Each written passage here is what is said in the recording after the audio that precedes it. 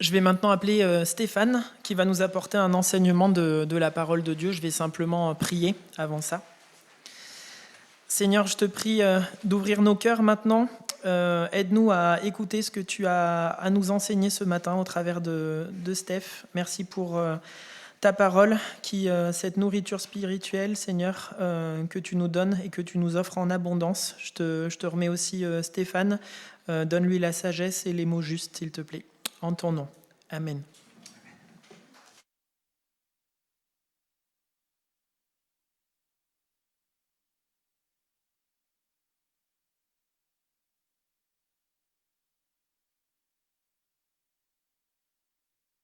Bonjour à chacun, à chacune, que vous soyez présents ce matin avec nous ou vous nous regardiez via le live sur YouTube. C'est une joie, un privilège pour moi d'être devant vous, une joie, un privilège de pouvoir enlever le masque pour vous parler ce matin.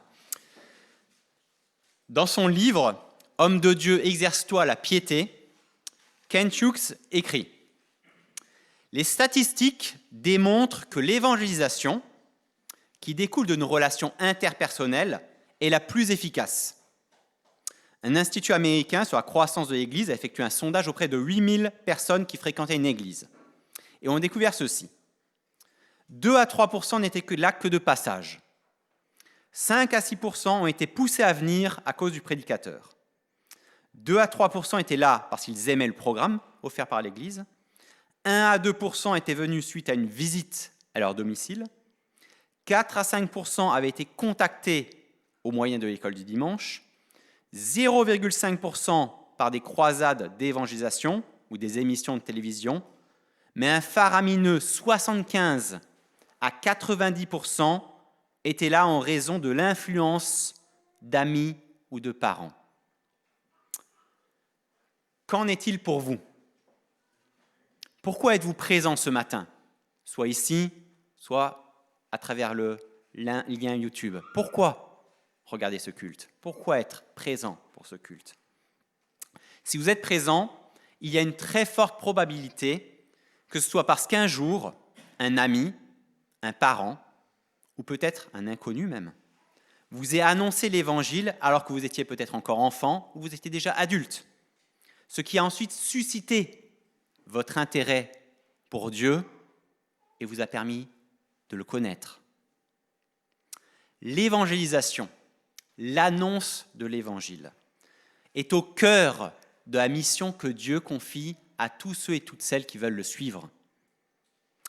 Nous continuons ce matin, comme Jonathan nous l'a dit, notre série sur la première épître de Thessaloniciens, aux Thessaloniciens.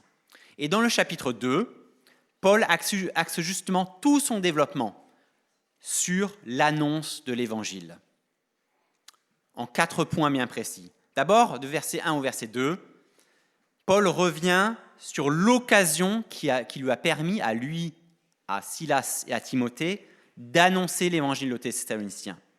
Il continue ensuite en condamnant certaines mauvaises motivations que nous pouvons avoir dans l'annonce de l'évangile, du verset 3 au verset 6.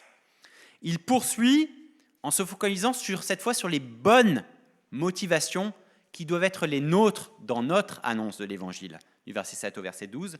Et enfin, il termine en mettant en avant le résultat de l'annonce de l'Évangile dans le cœur des Thessaloniciens, du verset 13 au verset 16.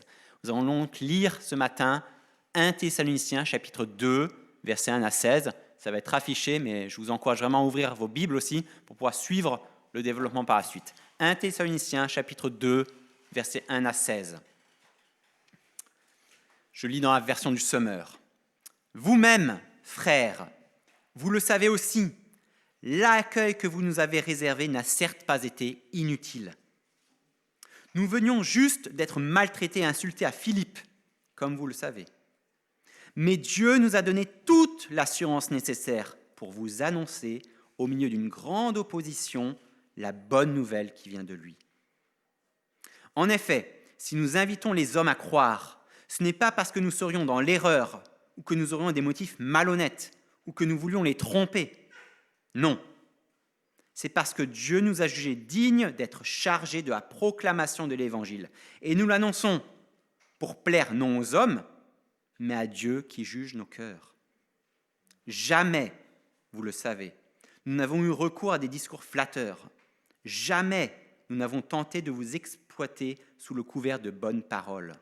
Dieu en est témoin. Nous n'avons jamais cherché à être applaudis par les hommes, pas plus par vous que par d'autres. Alors même qu'en tant qu'apôtres du Christ, nous aurions pu vous imposer notre autorité. Au contraire, pendant que nous étions parmi vous, nous avons été pleins de tendresse, comme une mère qui prend soin des enfants qu'elle nourrit.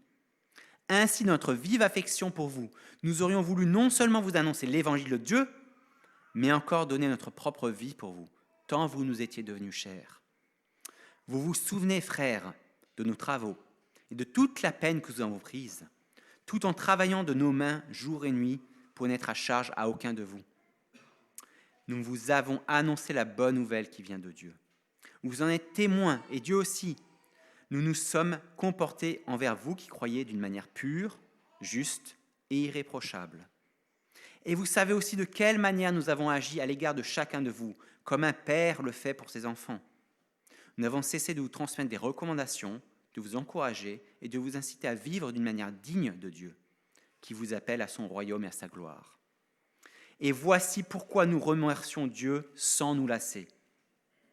En recevant la parole que nous vous avons annoncée, vous ne l'avez pas accueillie comme une parole purement humaine, mais comme ce qu'elle est réellement, c'est-à-dire la parole de Dieu qui agit avec efficacité en vous qui croyez. Vous l'avez montré, frères, en suivant l'exemple des églises de Dieu en Judée qui appartiennent à Jésus-Christ. Car vous aussi, vous avez souffert de la part de vos compatriotes les mêmes persécutions qu'elles ont endurées de la part des Juifs. Ce sont eux qui ont fait mourir le Seigneur Jésus et les prophètes. Ils nous ont persécutés nous-mêmes. Ils ne se soucient nullement de plaire à Dieu et se montrent ennemis de tous les hommes. Ils essaient en effet de nous empêcher d'annoncer aux non-juifs la parole qui leur apporte le salut, et ils portent ainsi à leur comble les péchés qu'ils ont sans cesse commis. Aussi, la colère de Dieu a-t-elle fini par les atteindre. Dans les 2 premiers versets de ce texte, Paul revient sur le contexte qui a entouré sa venue avec Silas et Timothée auprès des Thessaloniciens et qui leur a permis d'avoir l'occasion d'annoncer l'évangile aux Thessaloniciens. Jean-Marc l'a évoqué dimanche dernier, Paul et son équipe ont dû quitter la ville de Philippe à cause de la persécution. Là-bas, ils ont été roués de coups, fouettés nus sur la place publique et jetés en prison, illégalement. Après avoir été délivrés miraculeusement de cet emprisonnement, ils ont quitté Philippe pour rejoindre la ville de Thessalonique, où ils ont à nouveau été confrontés à la persécution et aux difficultés avec certains de leurs compatriotes. On retrouve toute cette histoire dans Actes 16 et 17. Mettez-vous maintenant un peu dans la peau de Paul et de ses équipiers. Vous venez tout juste d'être battus et jetés en prison à cause de l'annonce de l'Évangile, ce qui vous a obligé à fuir. Et vous vous retrouvez dans la ville de Thessalonique. Quelle aurait été votre réaction à ce moment-là ? Peut-être de la colère. Qu'est-ce que tu fais, Dieu ? J'annonce l'Évangile et le résultat, c'est que je suis humilié, battu. Mais comment est-ce que c'est possible ? Peut-être du découragement. Si l'annonce de l'Évangile doit me coûter autant, alors ça n'en vaut pas la peine. Peut-être du relâchement. Bon, on va essayer de nouveau d'annoncer l'Évangile, mais cette fois-ci en catimini, sans faire de vagues, pour ne pas subir la persécution. Quelle aurait été votre réaction ? À Thessalonique, le comportement de Paul, Silas et Timothée ne montre aucun signe de colère, de découragement, ni de relâchement. Bien au contraire, ils décident de poursuivre l'annonce de l'Évangile de la même manière qu'ils l'ont fait dans la ville de Philippe. Les persécutions qu'ils ont subies n'ont absolument pas refroidi leur ardeur, leur zèle pour annoncer l'Évangile. Et dès qu'ils arrivent dans cette ville de Thessalonique, ils reprennent leur habitude d'annoncer la bonne nouvelle avec la même ferveur, la même passion qu'avant. Comment expliquer un tel courage dans Paul, Silas et Timothée? Est-ce que ce sont des super-héros chrétiens? Paul explique leur courage au verset 2. Le courage dont ils font preuve n'est pas dû au fait qu'ils seraient des super-héros chrétiens. Non. Leur courage provient du fait que Dieu leur a donné toute l'assurance nécessaire pour annoncer la bonne nouvelle. Verset 2. Dieu leur a donné toute l'assurance nécessaire. S'ils continuent à annoncer l'évangile avec la même ferveur, c'est parce que Dieu leur donne l'assurance de poursuivre. Ils ne s'appuient pas d'abord sur leurs compétences, sur leur force, sur leur courage, sur leur bonne stratégie missionnaire. Non. Ils s'appuient d'abord et avant tout sur Dieu qui leur donne l'assurance nécessaire pour annoncer l'évangile. Leurs convictions, leurs motivations sont fondées sur la certitude que la volonté de Dieu pour eux est d'annoncer l'évangile là où Dieu les conduit. Les épreuves, les persécutions ne remettent pas en cause leur appel. Ils poursuivent l'annonce de l'évangile sans se poser 1000 questions. Ils ne sont pas venus à Thessalonique pour s'y réfugier. Ils sont venus à Thessalonique pour gagner cette ville à l'évangile comme ils l'ont fait à Philippe. Cela m'a fait pas mal réfléchir à ma propre conception de l'annonce de l'évangile. On a souvent l'habitude de dire qu'il faut prier pour la bonne occasion, pour le bon moment, pour parler de l'évangile avec un ami ou avec une personne. Prier pour avoir le bon moment, la bonne occasion. Et ce n'est pas forcément faux, mais je crois que ce n'est pas complet, ou que ce n'est pas tout à fait juste peut-être.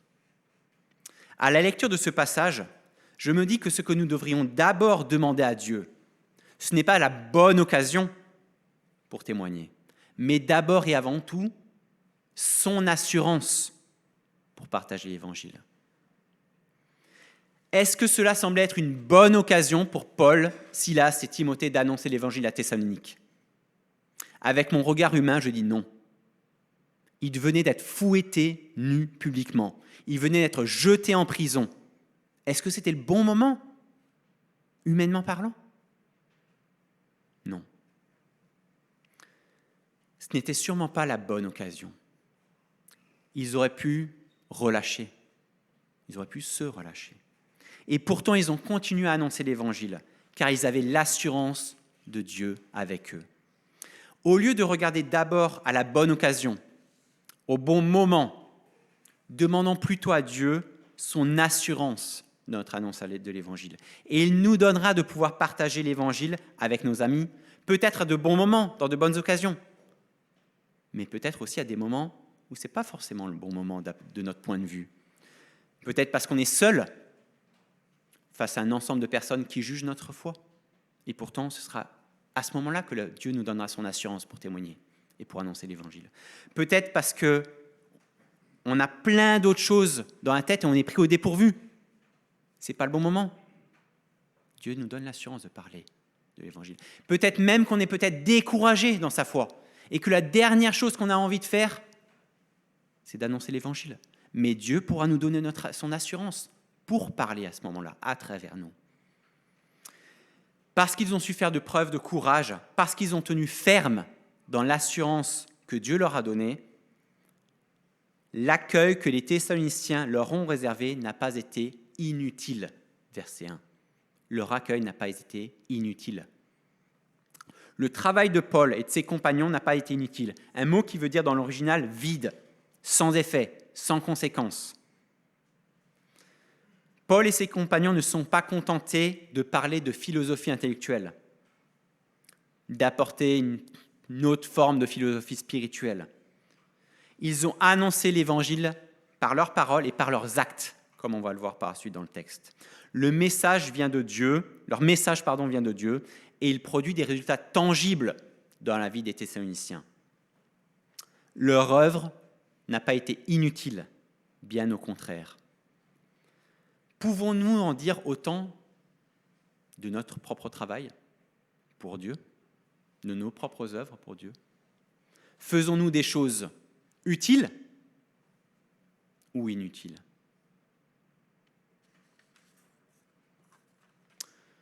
Dans les versets qui suivent, du verset 3 au verset 6, Paul répond sans doute à des critiques, des insinuations dont il était la victime de la part de ses adversaires, des Juifs à Thessalonique. Paul et ses amis ont été forcés de fuir de Thessalonique au bout de quelques semaines à cause d'un soulèvement populaire et de diverses accusations dont ils étaient l'objet. Ses adversaires ont profité de leur fuite pour essayer de les discréditer et ont lancé une vraie campagne de calomnie à leur encontre. À ce propos, John Stott écrit « En étudiant la défense de Paul, nous pouvons reconstruire leur calomnie. Il a fui, ricanait-il. On ne l'a ni vu ni entendu depuis. Il est évident qu'il n'était pas sincère. Il agissait par des motifs peu avouables. Il n'est rien de plus qu'un de ces enseignants à la noix qui parcourent les routes. En un mot, c'est un charlatan. Il ne fait ce boulot que pour ce qu'il peut en tirer sur le plan du sexe, de l'argent, du prestige, du pouvoir. De sorte que lorsqu'une opposition s'est soulevée contre lui et qu'il s'est vu personnellement en danger, il a pris ses clics et ses claques et il a couru comme un lapin. Quant à vous, ses disciples thessaloniciens, il s'en moque comme de l'an 40. Il vous a laissé tomber. Il est beaucoup plus préoccupé de sauver sa peau que de vous assurer le bien-être. Il semble que certains Thessaloniciens aient été emportés par ce torrent de calomnie, de sorte que Paul se sent obligé de se défendre. Et c'est ce qu'il va faire dans ces versets 3 à 6. Ces différentes critiques dont Paul se défend sont autant de mauvaises motivations que nous devons rejeter dans notre propre annonce de l'Évangile. Et on retrouve ici 5 mauvaises motivations à rejeter notre annonce de l'Évangile. La première de ces 5 mauvaises motivations, c'est la séduction. Paul et ses compagnons n'ont jamais eu des motifs malhonnêtes ou impurs, au verset 3.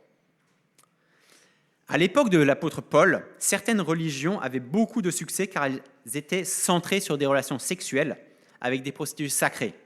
Les gens croyaient que par ces pratiques, ils entraient dans une forme de relation mystique avec des dieux.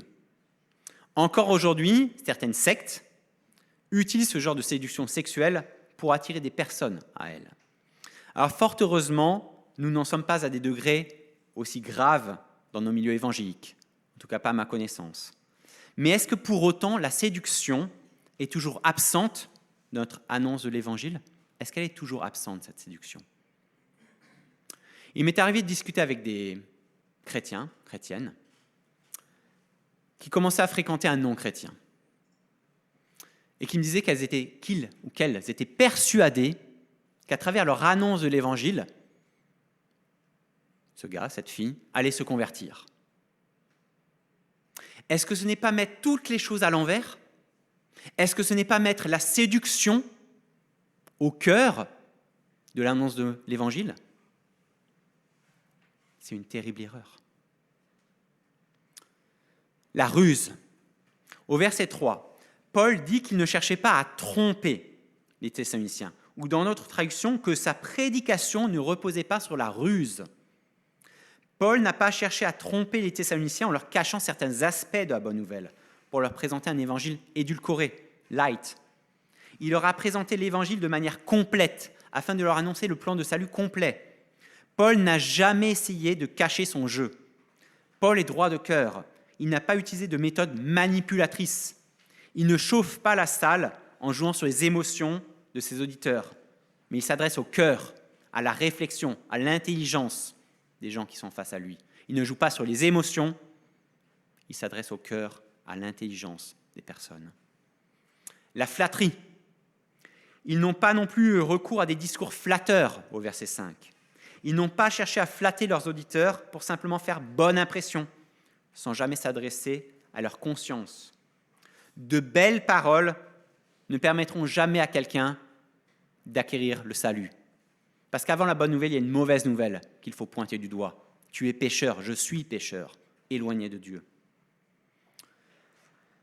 Il y a la réalité du péché à laquelle il faut confronter ceux à qui nous annonçons l'Évangile. Paul et ses compagnons n'ont pas essayé de donner une bonne impression afin d'exercer plus d'influence pour leur profit personnel. La cupidité. Ils n'ont jamais tenté de les exploiter, ou dans une autre traduction, ils n'ont jamais eu la cupidité pour mobile, au verset 5. Paul et ses compagnons, il nous est expliqué dans la suite du texte, travaillaient nuit et jour pour n'être à charge à aucun des Thessaloniciens. Il leur a annoncé l'évangile gratuitement. Jamais ils n'ont à chercher à acquérir des richesses aux dépens des croyants grâce à leur annonce de l'évangile. La gloire, enfin. Nous n'avons jamais cherché à être applaudis par les hommes, au verset 6. À qui cherche-t-on à plaire? De qui veut-on attirer le regard? L'évangile est censé nous libérer du besoin d'avoir l'approbation des hommes. Paul et ses compagnons n'ont pas fait usage de leur position pour chercher une gloire personnelle, mais uniquement pour la gloire de Dieu. Il y a quelques années, la pastorale qui compose les différentes églises de Grenoble a invité un évangéliste anglais du nom de Tony Anthony pour une campagne d'évangélisation. Notre église était associée à cette campagne. Et j'imagine que plusieurs parmi nous qui étaient là à ce moment-là se souviennent de cette campagne avec Tony Anthony. Cet homme est venu nous raconter son témoignage. Il se présentait comme triple champion du monde de Kung-Fu, ancien garde du corps d'élite, avant de se convertir à Christ. Il a d'ailleurs écrit un livre détaillant sa vie intime intitulé « L'œil du tigre », qui s'est vendu à 1,5 million d'exemplaires dans 25 pays. Quelque temps plus tard, après cette campagne, nous avons appris qu'une enquête avait été menée à son propos, qui démontrait que la quasi-totalité de son témoignage était un pur mensonge. Pourquoi cet homme a-t-il bâti un tel mensonge pour présenter l'Évangile? Je ne sais pas vraiment, mais j'imagine qu'il y avait un peu de tout ce qu'on a vu dans les propos de Paul, de la séduction, de la ruse, de la flatterie, de la cupidité, de la gloire. C'est tellement triste, tellement triste. Après avoir donné quelques exemples de mauvaises motivations à rejeter de toutes les manières possibles dans notre annonce de l'Évangile, Paul explique ensuite comment il s'est comporté, lui, dans son annonce de l'Évangile, du verset 7 au verset 12. Il s'est comporté de 3 manières différentes pour annoncer l'Évangile aux Thessaloniciens. Il s'est comporté comme une mère, comme un frère, comme un père. Et nous devons faire nôtre ces 3 attitudes dans notre propre annonce de l'Évangile, je crois. D'abord, être à l'image d'une mère pour annoncer l'Évangile, du verset 7 au verset 8. Paul met en avant les deux traits caractéristiques d'une mère pour son enfant, que nous devrions avoir dans notre annonce de l'Évangile, la tendresse et l'affection. Au verset 7 d'abord, Paul évoque la tendresse qu'ils ont pour les Thessaloniciens, à l'image d'une mère qui prend soin des enfants qu'elle nourrit. Le verbe grec, traduit par « prendre soin » ici, signifie littéralement « réchauffer à l'aide de son corps ». C'est comme une mère qui réchauffe son petit à la naissance pour réchauffer son petit quand elle l'emmaillote vers son corps. On a ici l'image d'une maman qui presse son petit contre elle. Au verset 8, Paul exprime aussi l'affection qu'il a pour les Thessaloniciens. Il n'accomplit pas seulement un devoir quand il annonce l'Évangile. Il ne remplit pas simplement une mission que Dieu lui a confiée. Non, son affection envers les Thessaloniciens est de la même nature que celle d'une maman prête à se sacrifier pour son enfant. C'est l'affection, la tendresse qui est au cœur du ministère de Paul dans son annonce de l'Évangile. Voilà ce qu'écrit Tim Keller dans son livre « Une église centrée sur l'Évangile » à ce propos. Il écrit « Le vrai secret d'une mission fructueuse et efficace dans le monde, c'est la qualité de notre communauté. Un caractère exceptionnel ne peut pas prouver que le christianisme est vrai. L'athéisme, ainsi que beaucoup d'autres religions, peuvent également produire des héros doués d'une grande morale peu commune. De telles personnes peuvent nous inspirer, mais on conclura bien trop facilement qu'elles ne sont que cela, des héros ayant fixé des normes inaccessibles pour les autres. En revanche, ce que l'athéisme et les autres religions ne peuvent pas reproduire, c'est le genre de communauté d'amour que l'Évangile produit. Jésus déclare que c'est grâce à notre profonde unité que le monde saura que le Père l'a envoyé et nous a aimés comme le Père l'a aimé. Jésus affirme que le principal moyen par lequel les gens croiront que les chrétiens ont trouvé l'amour de Dieu, c'est en voyant la qualité de leur vie communautaire. Est-ce que nous voyons cette qualité d'amour les uns pour les autres dans notre vie communautaire? C'est le plus grand témoignage d'affection, de tendresse pour le monde désemparé que nous pouvons donner aujourd'hui. être à l'image aussi d'un frère dans notre annonce de l'Évangile, au verset 9 et verset 10. Paul explique qu'il s'est aussi comporté comme un frère au milieu des Thessaloniciens. Paul et ses compagnons se sont donné de la peine en travaillant pour subvenir à leurs besoins d'un côté, tout en continuant à annoncer l'Évangile aux Thessaloniciens de l'autre. Ils ont donné un exemple de consécration pour les Thessaloniciens. Ils ont démontré que l'Évangile vaut la peine de se donner de la peine. Je suis le premier témoin que beaucoup parmi nous ne prennent du temps pour l'Église, de manière totalement bénévole. Cela a été d'autant plus vrai pendant toute cette période de confinement d'abord, puis de déconfinement ensuite, où beaucoup ont pris du temps pour mettre en place tous les moyens nécessaires pour avoir des cultes en ligne, et maintenant tous les moyens nécessaires pour que nous puissions nous retrouver. Nous sommes au bénéfice de toutes ces personnes qui sont investies là-dedans.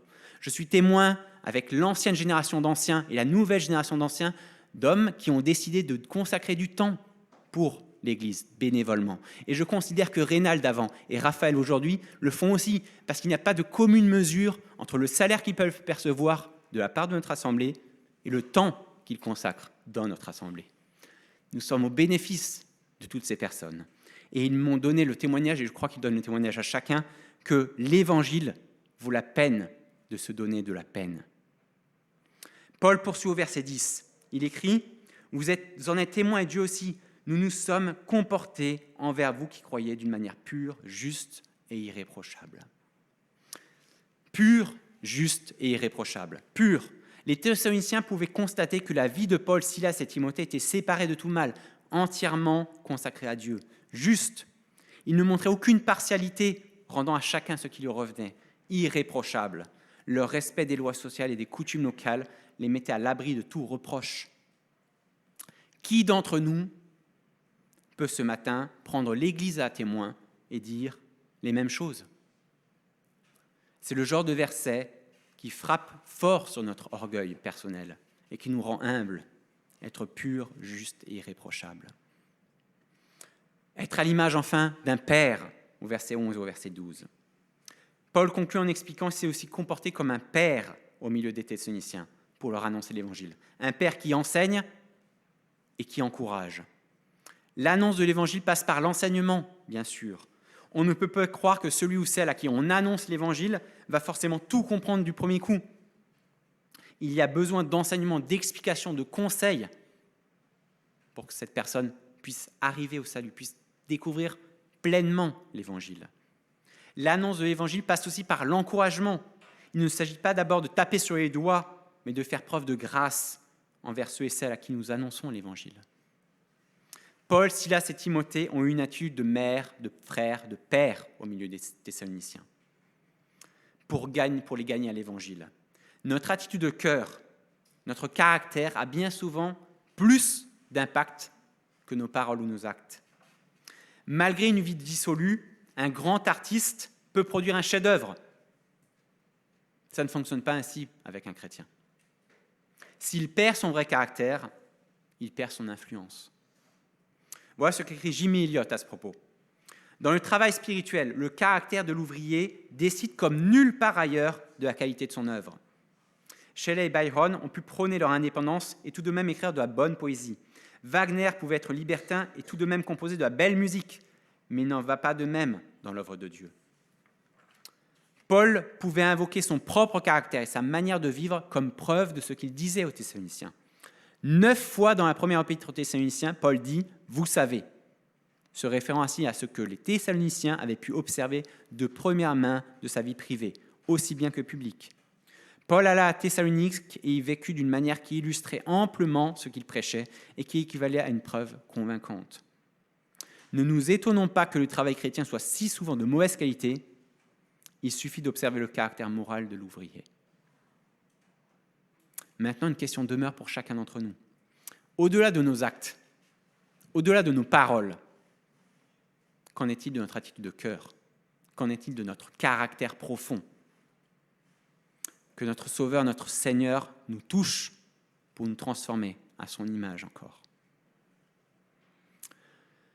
Notre passage se termine avec l'évocation par Paul des résultats produits dans le cœur des Thessaloniciens suite à l'annonce de l'Évangile. Paul et ses compagnons se réjouissent des résultats qu'ils ont pu observer dans la vie des Thessaloniciens, au point qu'ils remercient Dieu sans se lasser. au verset 13. Ils sont sans cesse en train de se réjouir de voir le résultat de l'évangile dans le cœur des Thessaloniciens. Et s'ils peuvent autant se réjouir de ce résultat, c'est pour deux raisons principalement. La première, c'est parce que les Thessaloniciens ont accueilli la parole comme venant de Dieu lui-même, au verset 13. Ils ne se sont pas contentés d'entendre la parole, mais l'ont pleinement reçue, pleinement acceptée par la foi comme parole de Dieu. James Packer résume très bien cela. Il dit « Qu'est-ce qu'un chrétien ? Un homme ou une femme qui reconnaît l'autorité de la parole de Dieu et y soumet sa vie. » Vous voulez savoir où vous en êtes dans la foi ? Vous voulez savoir si vous êtes chrétien ? Un homme ou une femme qui reconnaît l'autorité de la parole de Dieu et s'y soumet. C'est ça un chrétien. Deuxième raison de reconnaissance de Paul pour les Thessaloniciens, qui explique sa reconnaissance pour les Thessaloniciens pour le résultat de l'annonce de l'Évangile, c'est parce que les Thessaloniciens ont subi la persécution. Versets 14 à verset 16. Le résultat de l'annonce de l'Évangile dans la vie des Thessaloniciens fut non seulement qu'ils ont été sauvés, mais également qu'ils ont été capables de rester inébranlables dans leur foi au milieu de l'épreuve. Le fait de garder la foi au milieu des épreuves est le témoignage d'une véritable conversion. Alors nous ne vivons pas la persécution de manière frontale dans nos pays, comme beaucoup de nos frères et sœurs à travers le monde. Mais quelque part, je crois que ce que nous venons de vivre avec le coronavirus peut aussi être un test pour notre foi. Voilà ce qu'écrit Philippe Anschos, pasteur en Suisse. Avec la reprise, donc suite au déconfinement, je constate que l'Église est abîmée, affaiblie, cabossée, morcelée, fragilisée. Nous sommes partis à 200, dans le cas de son Église. Nous arrivons péniblement au tiers. Ce qui a été patiemment tissé au cours des derniers mois, dernières années, semble maintenant anéanti. Avec toutes les considérations sanitaires essentielles, notre principale préoccupation avec les responsables, avec les anciens, a été toujours spirituelle. Nos prières étaient centrées sur la crainte que certains parmi nous, à cause du confinement, à cause du manque de communion, puissent chuter, puissent être fragilisés dans leur foi. C'est pour ça que nous avons fait toute l'œuvre possible pour pouvoir nous réunir à nouveau. C'est pour ça que nous encourageons chacun et chacune à revenir en présentiel dans le culte. Parce que c'est tellement essentiel, parce que c'est dans des moments comme ça, des situations difficiles comme ça, où on est esseulé, sans frères et sœurs autour de nous, quand on est dans l'épreuve, qu'on peut tomber, qu'on peut chuter. C'est des moments pas évidents. Et c'est dans ces situations-là aussi qu'on démontre notre vraie foi, qu'on démontre que même dans l'épreuve, je peux conserver la foi, je tiens ferme dans ma foi. En conclusion, gardons en mémoire ces paroles de Paul, de Silas et de Timothée à propos de l'annonce de l'Évangile. Prions d'abord pour recevoir l'assurance de Dieu dans notre annonce de l'Évangile, et pas seulement pour une bonne occasion. Réfléchissons à notre manière de présenter l'Évangile. Est-ce que d'une manière ou d'une autre, il y a de la séduction, de la ruse, de la flatterie, de la cupidité ou de la gloire ? Si c'est le cas, repentons-nous devant Dieu. Demandons-lui pardon. Cherchons à nous comporter à l'image d'une mère, d'un frère, d'un père dans notre annonce de l'Évangile. Prenons le temps de méditer sur la réalité de notre attitude de cœur, sur le caractère profond que nous avons. Et enfin, regardons le résultat de notre annonce de l'Évangile au prisme de la foi en la parole de Dieu et de la capacité à garder cette foi dans l'épreuve. Que Dieu parle encore à nos cœurs, qu'il parle au mien en premier et aussi à chacun d'entre vous. Amen.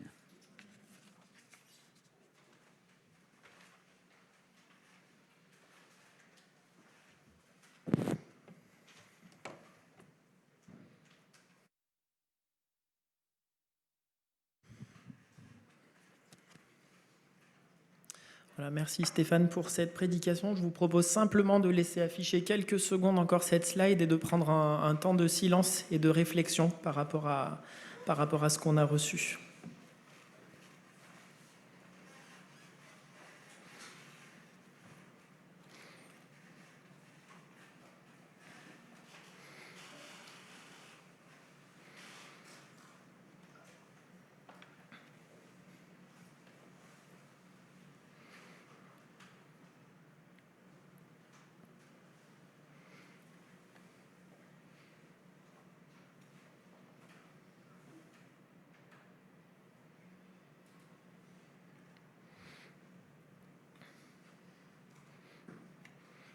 Seigneur, merci pour cet enseignement de ta parole. Je te prie que tu puisses nous les approprier, que ça fasse écho dans notre cœur, Seigneur, et que ça puisse porter du fruit dans chacune de nos vies quotidiennes, que ce soit au travail, à l'église, à l'école, au sein de notre famille ou avec nos amis, Seigneur. Amen. Nous sommes heureux d'avoir passé ce moment ensemble. Rendez-vous dimanche prochain à 10h sur notre chaîne YouTube.